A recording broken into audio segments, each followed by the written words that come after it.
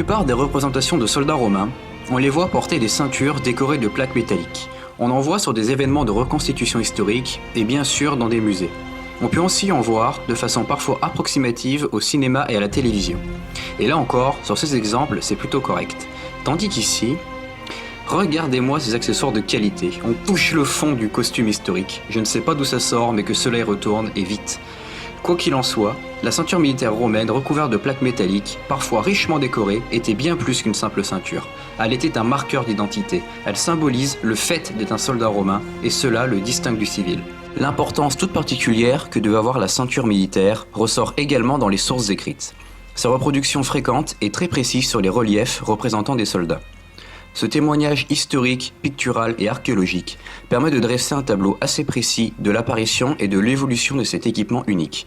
Les soldats de l'armée romaine formaient un groupe social bien spécifique au sein de la société romaine. Comme c'est souvent le cas pour les groupes sociaux, l'appartenance à ce groupe était également marquée par des symboles extérieurs. Ceci comprenait bien entendu des armes et des armures, cependant, elles n'étaient portées que lors des campagnes ou lors d'exercices militaires.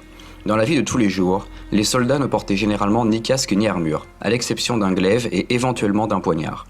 Il s'agit aussi de montrer la richesse du soldat. Une ceinture en cuir avec des garnitures métalliques était toujours plus chère que la ceinture ordinaire d'une tunique civile qui était généralement en tissu. Quel était le nom de cette ceinture ? Le terme de cingulum est devenu habituel dans l'archéologie romaine, mais il est peu probable qu'il s'agisse du nom de la ceinture avant le IIIe siècle. La plupart des sources anciennes semblent utiliser le mot balteus pour parler de la ceinture militaire, un terme qui, dans l'archéologie romaine, a été utilisé pour désigner un autre type d'équipement, le baudrier.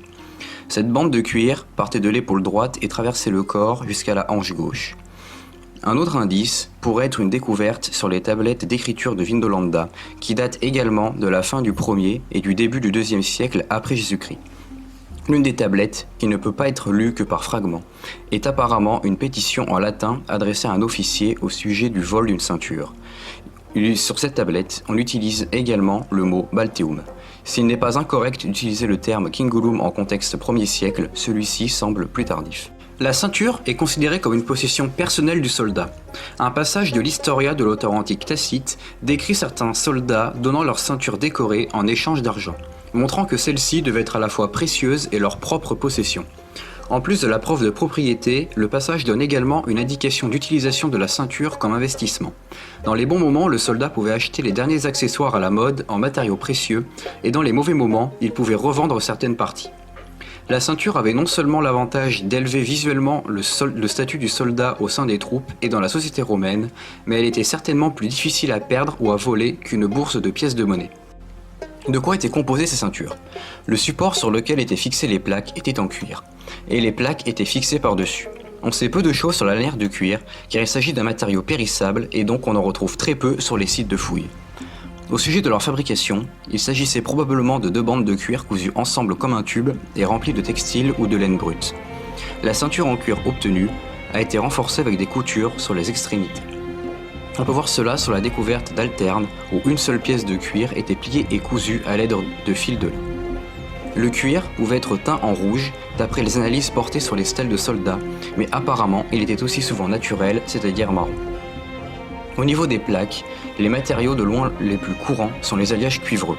La désignation bronze est souvent utilisée pour désigner tous les alliages de cuivre, car il n'existait aucun moyen de vérifier la composition exacte de ces alliages lors des premières découvertes. Le bronze est un alliage de cuivre avec de l'étain, tandis qu'un alliage avec du zinc comme alliage principal donne du laiton.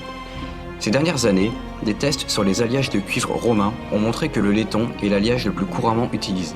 Cela est probablement dû à la coloration extrêmement dorée du laiton.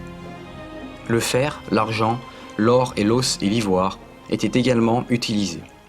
Lors de l'utilisation de l'argent et de l'or, en raison de leur valeur élevée dans l'Antiquité, on peut supposer avec certitude qu'ils étaient réservés à des hauts gradés.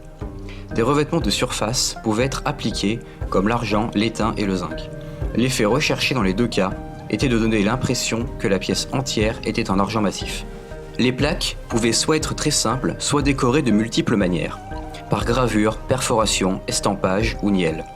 La nielle est un matériau noirâtre composé d'un ou plusieurs sulfures métalliques. Ceux-ci étaient chauffés jusqu'à ce qu'ils se mélangent et après refroidissement broyés en poudre. Des poinçons ou des burins étaient utilisés pour graver un motif négatif sur la plaque métallique à décorer. Les sulfures étaient introduits sous forme de poudre ou mélangés à de l'eau pour former une pâte. La pièce est ensuite chauffée lentement jusqu'à ce que la poudre de niel ait fondu. À partir du IIe siècle après Jésus-Christ, de l'émail de couleurs variées pouvait être utilisé pour décorer les plaques. Selon le style et les contextes archéologiques dans lesquels elles ont été retrouvées, on peut établir une classification de ces plaques. Les plaques non décorées rectangulaires de type Velsen sont de loin les plus courantes au cours du 1er siècle de notre ère. Cependant, une classification exacte n'est pas facile, car étant donné que les garnitures de ceinture non décorées existaient aussi bien à l'époque augustéenne qu'à l'époque claudienne, néronienne jusqu'à l'époque flavienne. Les plaques de ceinture perforées par lesquelles les plaques étaient fixées à la ceinture avec des rivets datent principalement de la période augustéenne moyenne. Les plaques de ceinture avec les rivets directement moulés sous la plaque constituent une innovation technique à l'époque tibérienne. On peut noter une disparition progressive de cette forme au début de la période flavienne. Les plaques niellées de type Odd Hill ont été principalement retrouvées dans les zones de stationnement le long du Rhin, dans les contreforts des Alpes et en Grande-Bretagne.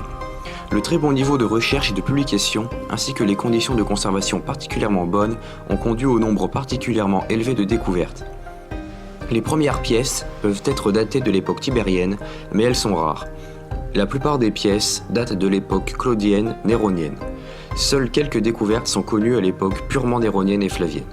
Il existe plusieurs variantes à ce groupe, avec des motifs en couronne de laurier ou de chêne, vrilles de vigne, croix et motifs continus. Celles de type Rheingonheim sont rectangulaires, souvent presque carrées. Les bords des côtés étroits sont repliés. Les ferrures ont été fixées à la ceinture à l'aide de 4 rivets. Elles seraient contemporaines des plaques niellées, du tibérien au flavien. Il est probable qu'il y eut un début de forme à l'époque augustéenne et un développement lent à l'époque tibérienne, jusqu'à une forte progression sous Claude. La forme a probablement été utilisée jusqu'au début de la période flavienne.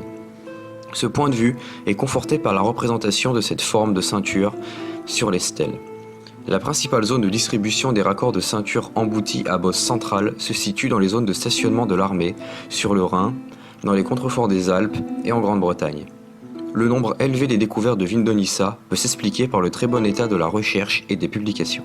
Les plaques à décor figuratif type Vindonissa se sont développées à partir des ferrures à bosse centrale de type Rheingonheim et leur ressemblent par l'utilisation d'un motif central rond sculpté dans la tôle. Cependant, le mode de fabrication et notamment la décoration élaborée et de grande qualité le distinguent des types précédents. La datation est similaire au type Rheingonheim. Ces ceintures pouvaient, au début du 1er siècle après Jésus-Christ, être munies de languettes de cuir décorées que l'on nomme tabliers. Bien que l'on ne dispose pas de références littéraires, l'archéologie nous a révélé un grand nombre de représentations et de matériel. La plage chronologique de représentation de tabliers sur les stèles va de l'époque tibérienne à l'époque flavienne. Son but est nullement défensif, mais simplement décoratif.